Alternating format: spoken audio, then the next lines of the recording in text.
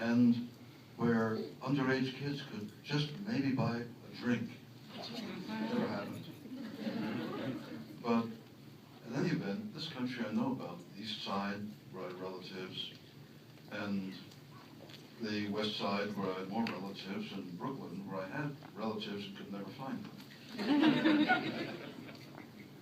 But I'd be delighted to throw it open at this point to any questions anybody wants to ask. And please do it, because otherwise he'll sit in the front row and start asking stupid questions. I'm serious. If you don't ask questions, I'll ask really dumb ones. So you can start with you put your hand up. Oh, you just all right, who's got a question? Okay, right here. Thank you for coming here tonight. I'm sure there are a lot of Last Unicorn fans out there that know the answer, but I'll ask you directly. What was your inspiration for writing the book?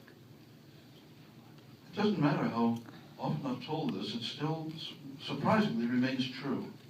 Usually when you tell a story repeatedly, it begins to acquire extra elements, fringe elements of, just decoration, embellishments. But this is actually the way it happened. I grew up across the street from a fellow guitarist, artist named Phil Segunik, who was always the painter, the same way I was always the writer. We knew it, from a very early age. And in the summer of '62, we decided to rent a cabin, a guest house really, in the Berkshires, Cheshire, Massachusetts, and spend the summer working, Phil painting, me working on something. I'd already published one book and had a second one very politely and graciously turned down, for good reasons. So I was a little at loose ends, and this seemed as good a way as any to find out what I was going to do next. And Phil would go out every day on his motor scooter with a huge canvas, almost dwarfed him, strapped to the back of it. And he'd come home in the evening with more paint on the canvas. He'd obviously been working. It was a huge El Greco-esque landscape. And I needed to show him that I was working too, and not just sitting in the cabin fooling around with the guitars. So I started a couple of stories that didn't take, and then purely on an image of a unicorn going somewhere, some sort of quest with a companion whom I couldn't see, I decided to try that. And he came home with more work on the canvas every night, and I showed him pages I'd written on the last, he was already being called the Last Unicorn. And then we'd throw together dinner, which we loosely called the good shit, because it was different every night.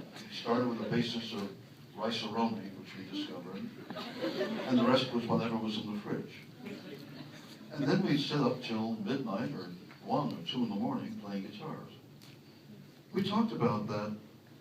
I got about 85 pages written that summer of The Last Unicorn, and pretty much quit when I got back to New York and my family there, because I didn't know what I was doing or what story I was telling. And besides, very shortly afterwards, I married a woman with 3 children, and I had to learn how to feed people, which had never been part of my curriculum, as you could say. And we talked about that a few years ago, Phil and I, and he announced, I hated that goddamn landscape. I would have quit the first week I was working on it, but you were back at the cabin writing a book.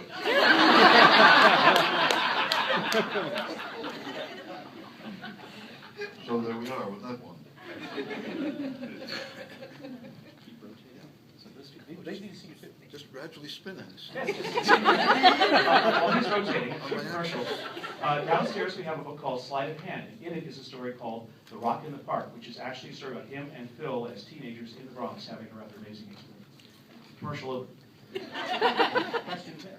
I was wondering, as a writer, what your best advice is to aspiring writers? Well, first, I almost invariably say, drop that aspiring. If you're writing, you're a writer. That's basic. And people who say that usually confuse writing with publishing. It's not the same thing. It's not remotely the same thing. The other thing I usually say, and about the only other thing I do advise, is show up for work. Because it's very important to make it a regular thing, even if it's only an hour out of your day, or 2 hours. But that hour, that 2 hours, has to belong to you. And you sit there, as Red Smith, the great Herald Tribune sports writer, said, you sit there, you roll your paper into the typewriter, and then you stare at it until little drops of blood start to appear on your forehead. Then you're writing. And I've said simply that it's easy enough to write when it's just flowing, when the stuff is coming, the greatest of ease. It's another thing to sit there when nothing is happening, and you still have to sit there, just for the habit of it, just for the discipline. Write a letter, write a dirty limerick, but sit there and get something done, even if you throw it out the next day. That's really all I know. I wrote a song once which said that I've never learned anything except by doing it wrong. And it's perfectly true with stories, with novels, with everything I've done. Sometimes it takes me less time to realize I was doing it wrong than other occasions. It varies. Good. You have a question. Yes. Would you guys ever consider turning Two Hearts into an animated film? First, who here knows what Two Hearts is? Okay, a lot of hands didn't go up. You want to tell them what Two Hearts is? Two Hearts is a kind of coda to The Last Unicorn that person there tricked me into writing 38 years later.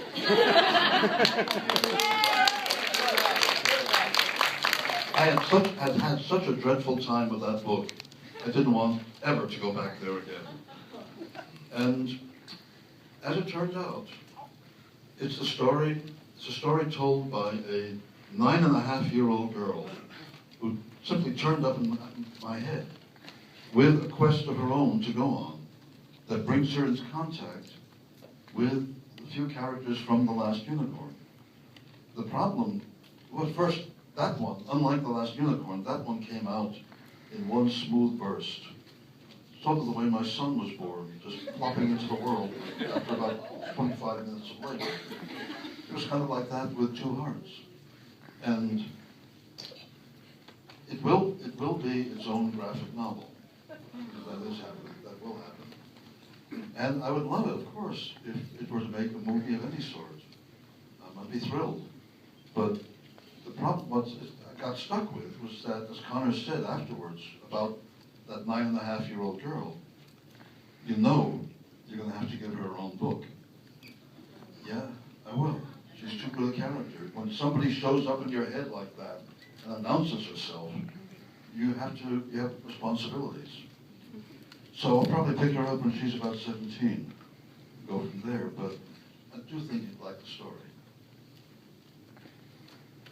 Details. It won the Hugo Award. It won the Nebula Award. It was nominated for the World Fantasy Award and got robbed. But that's another story. And unfortunately, the only book in which it is currently in print, we're out of. The publisher's going back to press. We don't have any copies of it. But it will be coming back out in that form. And John Howe of Lord of the Rings art fame is currently working on finishing his illustrations. And when he's done, we're going to publish a standalone hardcover of Two Hearts. And it'll be a lot of fun. And, Go ahead. I'm curious, who do you think your favorite, or the character you had the most connection to or the most fun with when you were creating The Last Unicorn? That's got two answers. My favorite character, the one I'm most grateful for, is Molly Grew.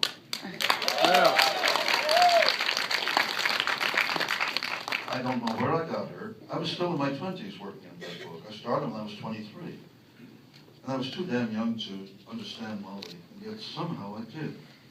And how I knew to write that scene where she meets the unicorn for the first time, I don't know. I'm just grateful. drugs. I'm willing to believe it. An overdose of dark beer. I can't explain it, but as far as that goes, Molly is my gift.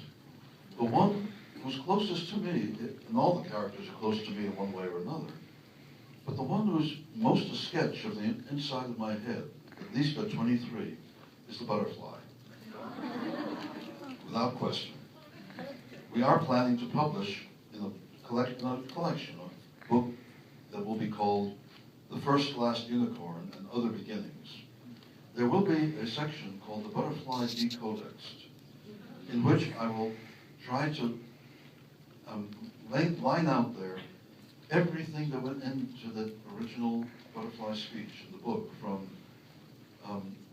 various commercials to odd old poems nobody remembers, to I think a line from one of the very earliest plays ever written in English, to the punchline of a mildly dirty joke that Phil and I were cracking each other up with that summer.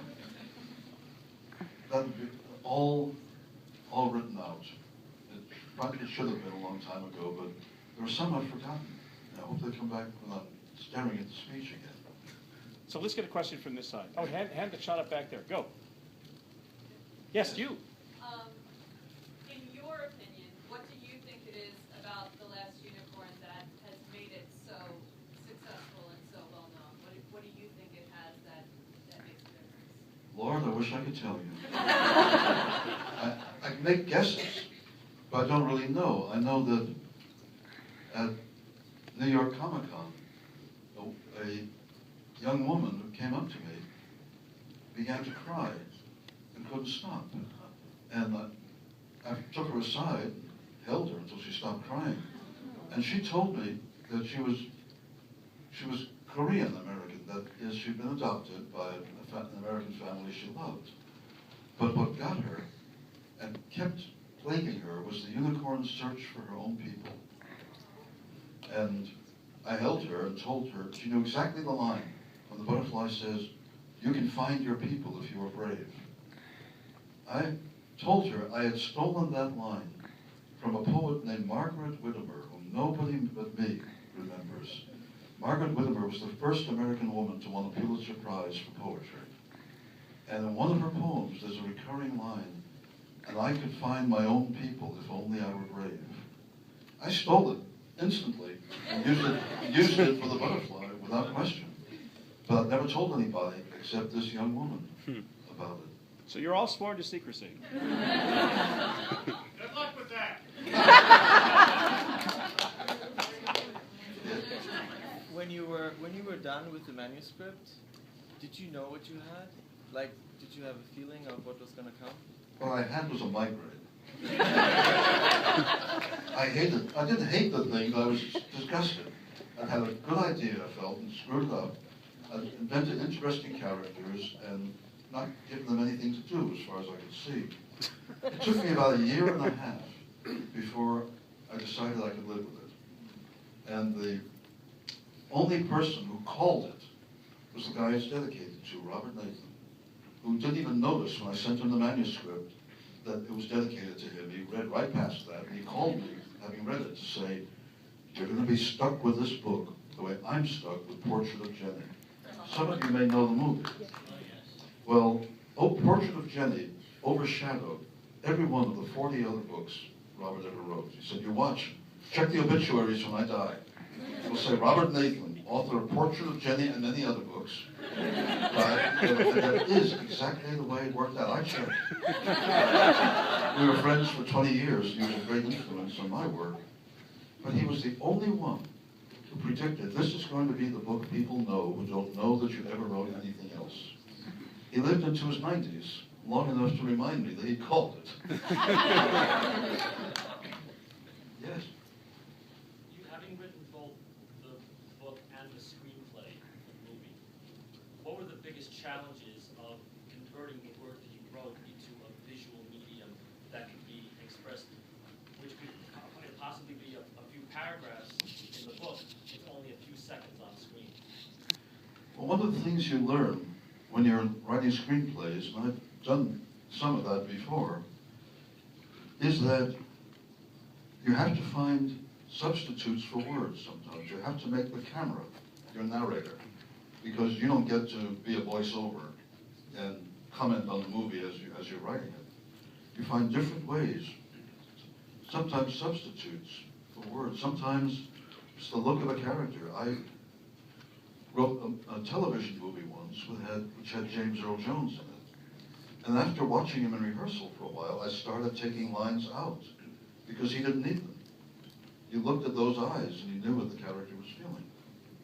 And I had worked on the animated Lord of the Rings, which is a story in itself.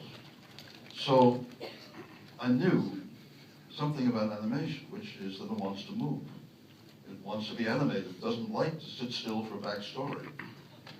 And of course, the Lord of the Rings is 90% backstory. But I took things out in advance that Jules Bass, the producer, put back in. He felt I was overdoing it, and I'm grateful for that because not every producer will do that. And what also helped me was that most of the actors knew the book, and all of them loved it. Christopher Lee, in particular, knew it very nearly by heart. And he had a copy of the book with practically every line of his own dialogue underlined. And he didn't want me to change anything. If I did change a line or eliminate a line, Christopher wanted to know why. When Dracula asks you, you tell him. Peter, you got a question for this one? Right there. Right, question. Right there. Yes. If a live action movie was, action produced, what would your dream cast be? I don't even think about that. I do not play the Dreamcast game because I know better. And also because I don't go to enough movies. There are a whole mess of actors I don't know at all. The one thing I will say, and I've quoted this often, is that Christopher Lee reassured me that should the time come to make that movie, when he is no longer among us, do not let it concern you. I have risen from the dead several times. I know how it's done. I believe him. Okay, and I'm going to toss something in here right now. Obviously, a quick poll, who here would like to see a live action version? That's a lot. Okay. Right. All right. I have no idea what your religious affiliations are, but join me then in praying that the man who currently has the rights and has had the rights since 1999 continues to fail to get a movie made until the rights revert to Peter at ITV in February of 2015. Pray, pray, pray, pray, pray. Because if the guy who's got the rights right now does get a movie made, it will suck. That's a technical term for it will suck. So pray with me. He's gotten nowhere so far because he's crazy, and we hope that just a little more time passes and we get him back. Right, who's got another question on this side? We'll get you next. Someone over here? Over here? Question? Right here. So I know you did say that Molly Grew at the time didn't come from experience you had then. One of the things that always spoke to me loudly about Molly Grew was that fierce idealism and disillusionment. And whether you had that subconsciously at 20 or you found it later, is there something from your own life that you connect with that? All I know to say to that is that through a combination of circumstances, I've known a fair number of strong women in my life, many of whom, to one degree or another, have become cynical and disillusioned for excellent reasons. They hadn't all run off with a boyfriend to live in the Greenwood and play Robin Hood. But all the same, you'd have to be more of an idiot than I am, or was, even young, not to pick up something of their bitterness and still their hope for something more than bitterness. So I know there's something of Molly that comes from that, of course. I know that. Back over there was a question. Somebody back here had yes. You? Yes. Yeah, I just was wondering how you felt about the music for the movie. Well, to begin with, I was thrilled that they went out and got Jimmy Webb to write the music. Because in their past, for most of their television movies, Jules Bass was a closet songwriter, and the music director, Maureen Laws, would write the music, any music they needed together. This gave us such hits as Where There's a Whip, There's a Way, and the ballad Nine Finger Frodo, which got them sued successfully by the Tolkien estate. But, so that, Jimmy Webb was fine with me when I knew that. What I'm always grateful for is that I had no idea that they had signed America to do the songs, because I loathed America. I loathed The Horse with No Name, which my daughters were playing and singing around the house till hell wouldn't have it. Of course, they're beautiful on the soundtrack. As I say, I'm very glad I didn't know. We have time for one more question in the back, then we're going to do the raffle and then start the lovely movie. And our final question is...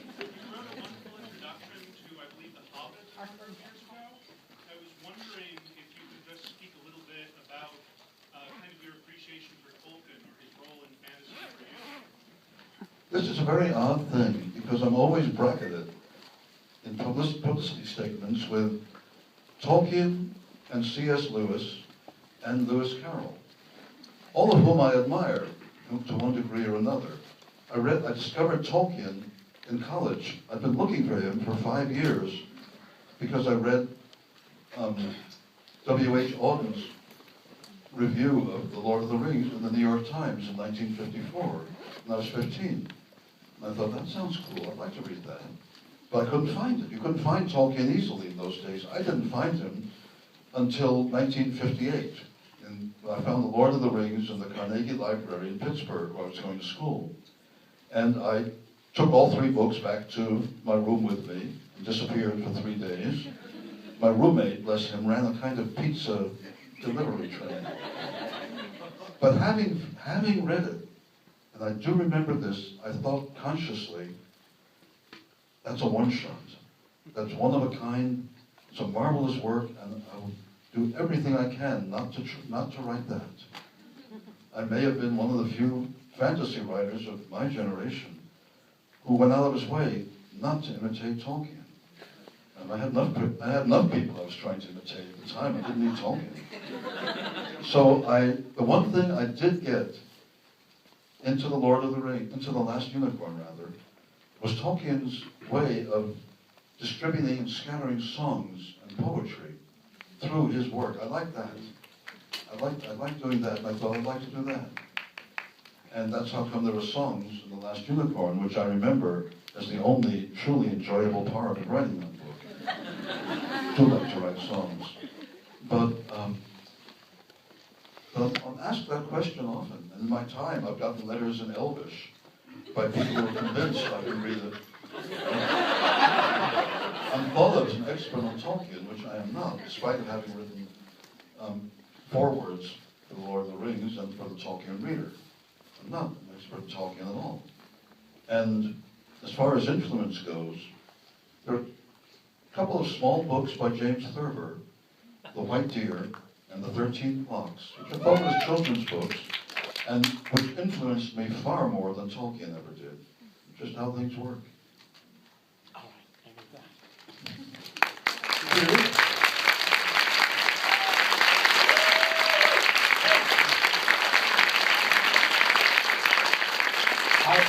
I would just like to remind everyone that he said publicly that he failed this book, that he had a great idea, botched it. Imagine how many of you would be in this room if he'd actually written a good book. It would be amazing. And now we're going to do the raffle. Get your tickets out. But the important number is